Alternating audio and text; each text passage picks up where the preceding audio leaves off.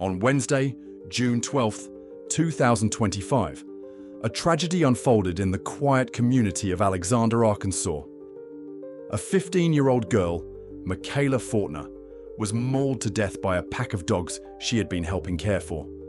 A horrifying event that has not only shaken the local community, but also raised serious questions about animal control policies, local government responsibility, and the devastating consequences of inaction. It's too late. So I think our government has failed us. And if somebody had done something, then maybe this little girl would be alive. Could have totally been avoided. And this young girl's family wouldn't be suffering. The Saline County Sheriff's Office confirmed that the fatal attack occurred around 12:15 p.m. on White Oak Drive, a rural area about 17 miles southwest of Little Rock. Emergency responders were called to the property after reports came in of a young girl being attacked by multiple dogs. When deputies and EMTs arrived, they discovered Michaela's body inside a secured, fenced-in area on the property. She had been fatally attacked by dogs she was there to feed. Michaela Fortner was just 15 years old. She was a student at Bryant Public Schools, a young girl remembered by her family, friends, and community as intelligent, warm-hearted, and full of life. According to a GoFundMe page created in her memory, Michaela had the kindest soul, a smile that could light up a room, and a laugh that made others feel instantly at ease.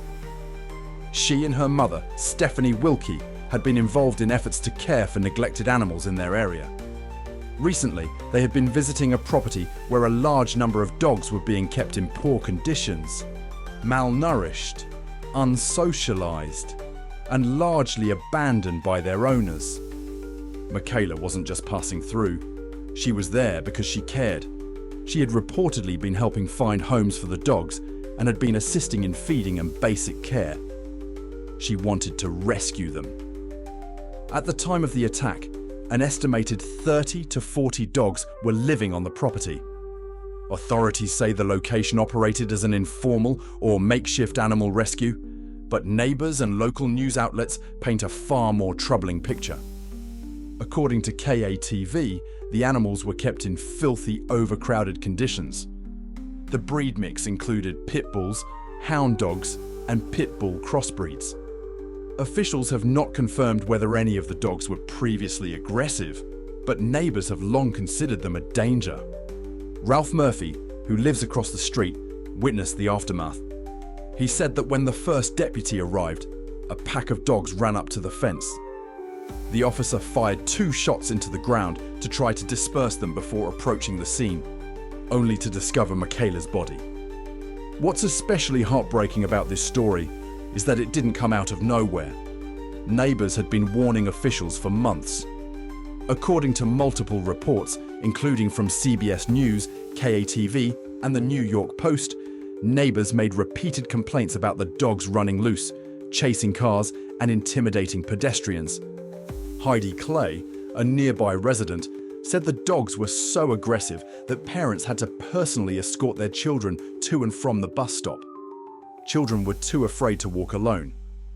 Another neighbor said they had contacted the Saline County Sheriff's Office several times, but were told that because the area was outside city limits, there was no animal control jurisdiction, and thus, no action could be taken. One resident was reportedly even told by officials to just shoot the dogs if they became a problem. It's a failure of the system, not just in terms of animal control enforcement, but in terms of preventing a known danger. As Ralph Murphy put it, if someone had done something sooner, maybe this little girl would still be alive.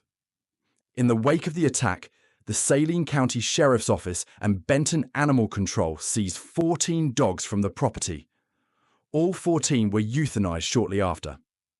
4 additional dogs that were locked inside the house during the incident were left behind, for now. A full investigation is underway to determine how this happened, what led to the sudden aggression from the dogs, and who, if anyone, will be held accountable. Officials have yet to name the owners of the animals, but multiple sources confirm that Michaela and her mother had been trying to help an elderly couple who had become overwhelmed by the number of animals on their property. Just days before the attack, Michaela's mother posted on Facebook, saying they were taking care of more than 40 dogs, including a newborn litter. She referred to it as another hoarding situation. What began as an act of charity ended in an unimaginable loss. Michaela's death is not just a heartbreaking personal loss.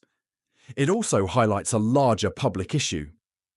Across the country, rural counties like Saline often have limited or no animal control services outside of city limits. That means neglected, abused, or dangerous animals often fall through the cracks. It also means that neighbours who raise valid safety concerns are frequently ignored, or told there's nothing that can be done.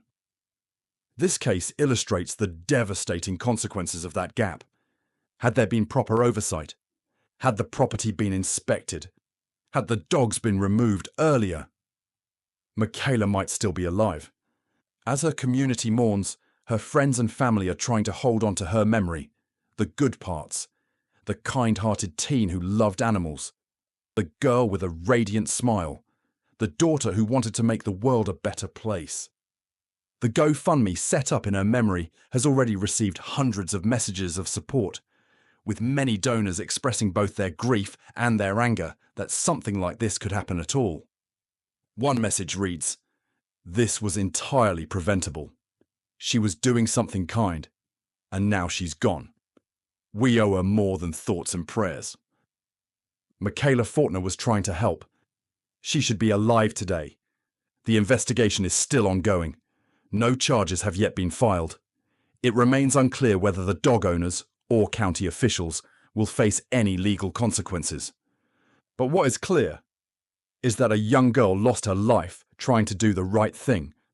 And in a situation where the warnings were loud and repeated, that should never have been allowed to happen. We'll continue to follow this story and provide updates as more information becomes available.